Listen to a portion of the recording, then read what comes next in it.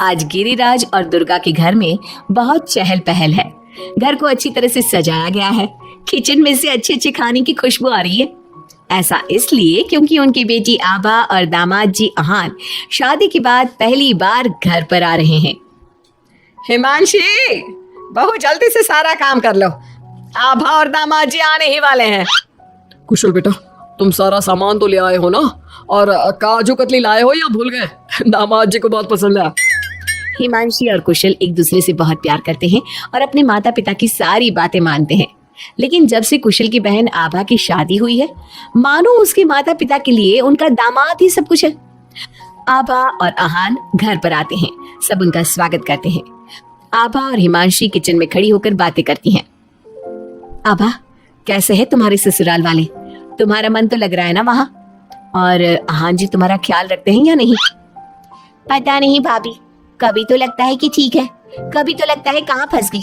जैसे भैया आपकी मदद करते हैं, आपका ख्याल रखते हैं, आहान ऐसी बिल्कुल भी नहीं है। अरे इतना मत सोचो तुम। शुरू में थोड़ी दिक्कत आती है, लेकिन बाद में सब ठीक हो जाएगा। चलो बाहर चलते हैं। हिमांशी और आभा चाय नाश्ता लेकर बाहर आई। सब लोग आपस में बात करने लगे, लेकिन अहान बहुत घमंडी तरीके से बोलता है।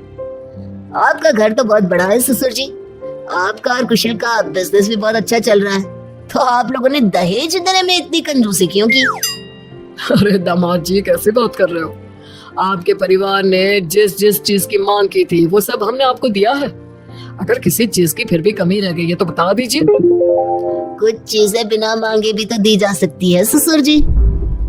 अहान, अगर तुम्हें कुछ और चाहिए तो बता दो, हम तुम्हारी सारी इच्छा पूरी करेंगे।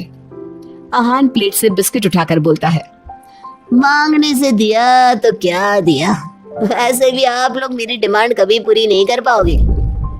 आभा और अहान अपने घर चले गए। उनके जाने के बाद कुशल कहता है, मम्मी, हमने आभा की शादी गलत घर में तो नहीं कर दी? अहान और उसके घर वाले तो लालची लग रहे हैं। अरे चुप कर तू। दामाद ऐसे ही होते हैं, तेरी तरह नहीं कि तूने अपने ससुराल वालों से कुछ नहीं लिया और हर समय अपनी पत्नी से चिपका रहता है।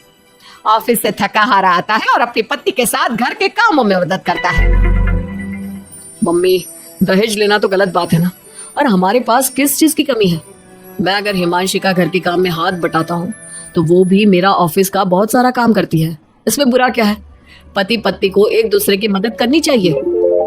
बेटा, किसी चीज की कमी तो अहान के घर पर भी नहीं है, लेकिन फिर भी हमने उसे दहेज दिया ना। ना केवल दहेज दिया बल्कि उनकी जो भी डिमांड थी वो सारी पूरी की। और उसने क्या किया? आपके और मम्मी के सामने ताने सुनाकर चला गया। आप दोनों को इससे दुख होगा। अहान ने इसका बिल्कुल ख्याल नहीं किया।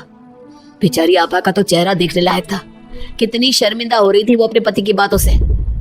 इस तरह कुशल ने अपने माता पिता को समझाने की खूब कोशिश की, लेकिन उसके माता पिता अहान को ही सपोर्ट करते रहे। और करते भी क्यों ना, हमारे समाज ने दामाद का रुतबा बहुत ऊंचे स्थान पर रखा है, चाहे फिर उनकी सोच कितनी भी नीची क्यों ना हो। इसी तरह से कई दिन बीत गए और एक दिन आभा अपने घर पर रोती हुई आई।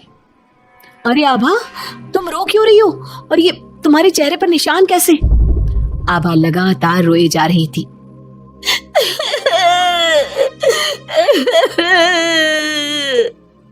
अरे बता मेरी बच्ची, क्या हुआ है तुझे? मत रो इस तरह, मेरा तो दिल बैठा जा रहा है। क्या हुआ है बेटा? हिमांशी और दुर्गा के बार बार पूछने पर आभा ने बताया, मम्मी, मुझे आहान ने बहुत मारा है। क्या? दामाद जी ने तुझ पर हाथ उठाया? लेकिन क्यों? वो रोज शराब पी कर आते हैं और मुझे मारते हैं, लेकिन आज तो उन्होंने हद ही कर दी।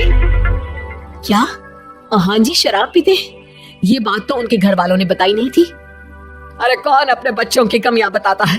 आने दे तेरे पापा को, वही बात करेंगे अहान और उसके घर वालों से। शाम को जब गिरिराज और कुशल घर पर आए तो उन्हें आभा का चेहरा देखकर बहुत गुस्सा आया, लेकिन वो करते भी क्या? आखिर अहान घर का दामाद है। पर आभा के चेहरे पर चोट के निशान देखकर कुशल से चुप नहीं रहा गया। कुशल ने फोन करके अहान से बात की। अहान, तुम्हारी हिम्मत कैसे हुई मेरी बहन पर हाथ उठाने की? तुम्हारी बहन घर में किसी की बात नहीं सुनती, जो उसके मन में आता है वही करती है। अब तुम ही बताओ, मैं कैसे चुप बैठ सकता हूँ? अगर वो किसी की बात नहीं सुनेगी तो तुम उस पर हाथ उठाओगे? मैं तुम्हारी तरह नहीं कि अपनी पत्नी के पीछे पीछे घूमता रहूं। अगर तुम्हारी बहन जरा भी टेढ़ी चली ना तो मैं उसे इसी तरह से मारूंगा। ये बोलकर आहान ने फोन काट दिया। ये सुनकर कुशल को बहुत गुस्सा आया। कुशल ने कहा, अब आभा अपने ससुराल नहीं जाएगी। आपने उसकी शादी गलत इंसान से कर दी। वो आदमी आभा के लायक ही नहीं है। अरे पागल हो गया है क्या? अपनी शादीशुदा बहन को घर पर बिठाएगा? लोग क्या कहेंगे? मम्मी, आपको अपनी बेटी की चिंता है या लोगों की? आहान हमारा दामाद है और घर में छोटे मोटे झगड़े तो होते ही रहते हैं। हमें इन बातों पर ध्यान नहीं देना चाहिए। हम आहान के माता पिता से बात करेंगे। आभा को आहान बिल्कुल पसंद नहीं था, लेकिन उसके माता पिता समाज के डर से उसे बार बार आहान के घर पर भेज देते थे।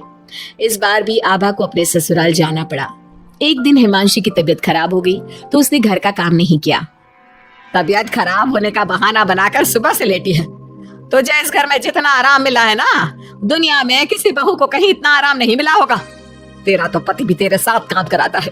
देख मेरी आभा को, बेचारी कितना पिटती है अपने पति से और सारे घर का काम खुद ही करती है। शाम को जब कुशल घर आता है तो हिमांशी उसे सारी बात बताती है। तुम मम्मी की बात का बुरा मत माना करो।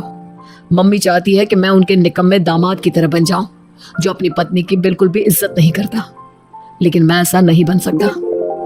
कुशल ने हिमांशी का बहुत ख्याल रखा और वो जल्दी ही ठीक हो गई। वहीं आहान आभा के साथ बहुत बुरा बर्ताव करता था। आभा के माता पिता ना तो आभा की बात सुनते और ना ही कुशल की। एक दिन आहान किसी काम के सिलसिले में शहर से बाहर गया हुआ था। वो जिस होटल में रुका था वहां उसे आहान दिखा। अरे ये तो आहान लग रहा है, मगर इसके साथ ये लड़की कौन है? कुशल ने वहां कुछ लोगों से पूछताछ की तो उन्होंने बताया, ये तो अक्सर इस होटल में अलग अलग लड़कियों के साथ आते हैं, लेकिन आप ये सब क्यों पूछ रहे हो? कुशल बिना कुछ बोले वहां से चला जाता है और घर आकर सभी को ये बात बताता है, लेकिन उसके माता पिता को तो इस बात से भी कोई फर्क नहीं पड़ा। अरे बेटा, इस बात को यहीं खत्म कर दो। हम आहान से क्या कह सकते हैं, आखिर वो हमारे घर का दामाद है। बेटा देख, ये बात ना आभा को मत बताना, नहीं तो उसे बहुत बुरा लगेगा। आप दोनों किस मिट्टी के बने हैं? दामाद दामाद कहकर आपने उसे सर पर चढ़ा दिया। मैं आपकी बहू के साथ अच्छा बर्ताव करता हूँ तो आप मुझे झूरू का गुलाम कहते हैं। और आहान आपकी बेटी को जानवर की तरह पीटता है, आप तब भी उससे बात करने की हिम्मत नहीं करते।